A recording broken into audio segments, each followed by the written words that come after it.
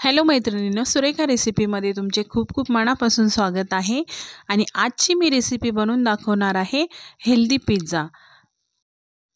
हा पिझ्झा आपण पॅनमध्ये बनवणार आहोत आणि तो पण गव्हाच्या पिठाचा। आणि घरगुती साहित्यामध्ये हा पिझ्झा आपण बनवणार आहोत। पण त्यापूर्वी तुम्ही माझ्या चॅनलला अजून सबस्क्राइब केलं नसेल तर प्लीज सबस्क्राइब करा। रेसिपी आवडली तर लाईक करा, कमेंट करा, सोबतच बेल आयकॉनला क्लिक करा म्हणजे माझ्या नवीन रेसिपी तुम्हाला बघायला मिळतील। तर पिझ्झा बनवण्यासाठी मी इथे 2 वाटी गव्हाचे पीठ घेतलेले आहे।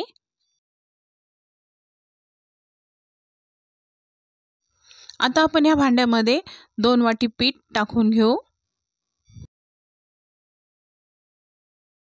आता या पिठामध्ये आपण अर्धा चमचा मीठ टाकणार आहोत आणि 1 चमचा बेकिंग पावडर घेतलेली आहे ती टाकते आणि थोडासा आपण सोडा इथे टाकणार आहोत। आता हे सर्व आपल्याला मिक्स करून घ्यायचे आहे, हाताने चांगले मिक्स करून घ्यायचे।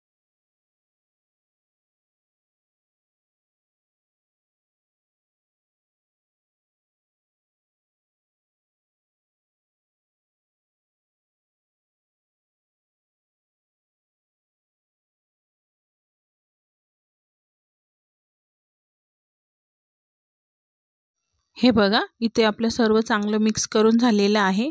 आता आपण याच्यात थोडे थोडे पाणी टाकून या पिठाचा घट्टसर गोळा बनवून घेणार आहोत। तर मैत्रिणींनो, पिझ्झा म्हटलं की मुलांच्या आवडीची गोष्ट असते, तेव्हा अशा प्रकारे आपल्या हाताने हेल्दी पिझ्झा जरूर बनवून खाऊ घाला आपल्या मुलांना। हे बघा, आपले पीठ इथं मळून झालेले आहे। आता आपण याला थोडेसे तेल लावून घेणार आहोत।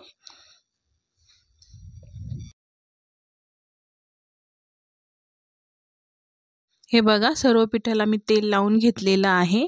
आता हे आपल्याला रेस्ट करण्यासाठी 10 मिनिटे साईडला ठेवून द्यायचं आहे।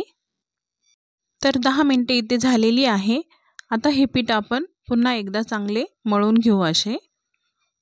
आणि ह्या पिठाचे आपल्याला लहान लहान भाग बनवून घ्यायचे आहे।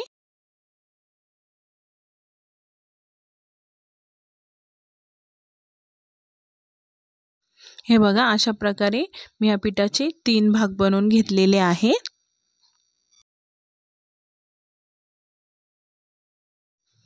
इथे मी पोळपाट घेतलेला आहे व त्याच्यावर थोडे कोरडे पीठ टाकलेले आहे। आणि ह्या पिठाच्या गोळ्याला पण आपण दोन्ही साइडनी थोडं कोरडं पीठ लावून घ्यायचं आहे। आणि आता आपल्याला याची जाड पोळी लाटून घ्यायची आहे। हे बघा, अशा प्रकारे।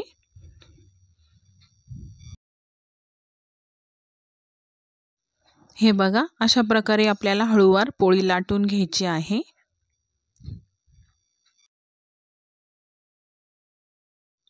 आता मी तुम्हाला पोळीची साईज दाखवते। हे बघा, अशा प्रकारे आपल्याला पोळी लाटून घ्यायची आहे। आता आपल्याला बोटांनी असे प्रेस करून घ्यायचे आहे साइडनी। हे बघा,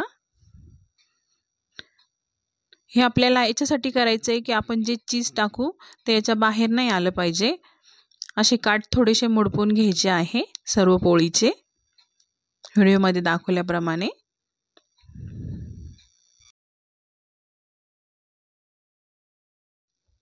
आता आपल्याला या पोळीला या काट्याच्या चमच्याने असे होल करून घ्यायचे आहे। हे होल याच्यासाठी करायचे आहेत की आपला पिझ्झा जेव्हा आपण भाजून घेऊ तेव्हा तो असा फुगला नाही पाहिजे। सर्व पोळीला असे होल करून घ्यायचे आहे।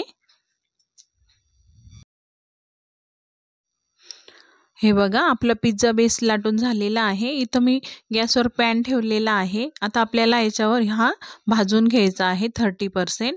आणि जी होल केलेली बाजू आहे ती आधी भाजून घ्यायची आहे। 2 मिनिटं याला आपण भाजून घेतलेला आहे। आता ही दुसरी बाजू पण आपण 2 मिनिटं भाजून घेणार आहोत।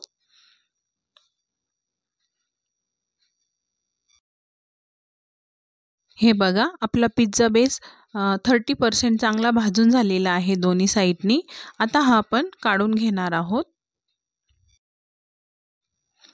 आता आपण गॅस बंद करू।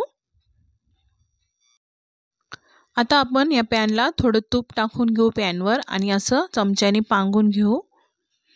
आणि आता याच्यावर आपला पिझ्झा बेस ठेवू। जी होल असलेली बाजू आहे ती वरच्या साइडनी ठेवायची आहे। आणि याच्यावर भरपूर असा आपला पिझ्झा सॉस लावून घ्यायचा आहे। सॉस आपल्याला जास्त लावायचा आहे, याच्यामुळे आपल्या पिझ्झाला खूप छान टेस्ट येते।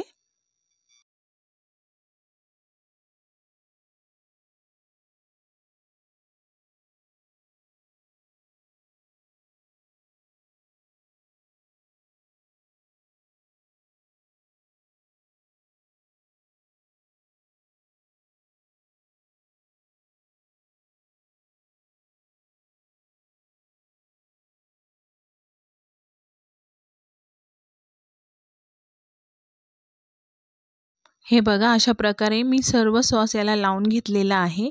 आता आपल्याला याच्यावर चीज टाकायचं आहे। सर्व पिझ्झावर चीज टाकायचं आहे आणि चीज पण आपल्याला जास्त टाकायचं आहे। हे चीजमुळे पण आपला पिझ्झा खूप छान लागतो। चीज आपले टाकून झालेले आहे। आता आपण याच्यावर कॅप्सिकम लावणार आहोत। ती आपण स्क्वेअर शेपमध्ये कापून घेतलेली आहे।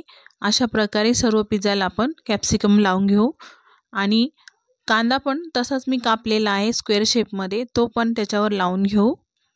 आता टोमॅटो पण आपण याच्यावर अशाच प्रकारे लावून घेऊ।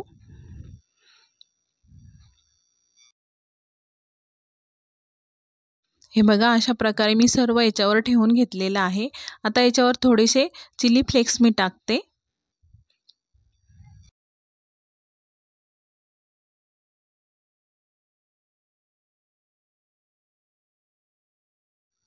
आता आपण थोडेसे मीठ याच्यावरती टाकून घेऊ।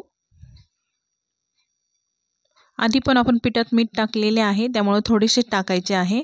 आता पुन्हा आपण याच्यावर थोडे चीज टाकून घेणार आहोत। हे बघा, आता मी गॅस चालू केलेला आहे। आता 10 मिनिटे आपल्याला लो फ्लेमवर हा पिझ्झा बेक करून घ्यायचा आहे। त्याच्यावर आता आपण झाकण ठेवून घेऊ। तर 10 मिनिटे झालेली आहेत। आता आपण झाकण उघडून बघू।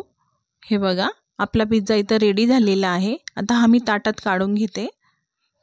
आता याचे मी काप करून घेतलेले आहे, तुम्हाला एक दाखवते।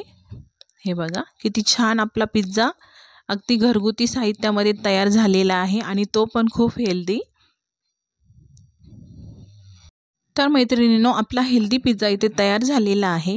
तुम्हाला माझी ही रेसिपी कशी वाटली हे मला कमेंटमध्ये सांगा। पुन्हा भेटू पुढच्या रेसिपीमध्ये, तोपर्यंत मस्त खा, मस्त रहा।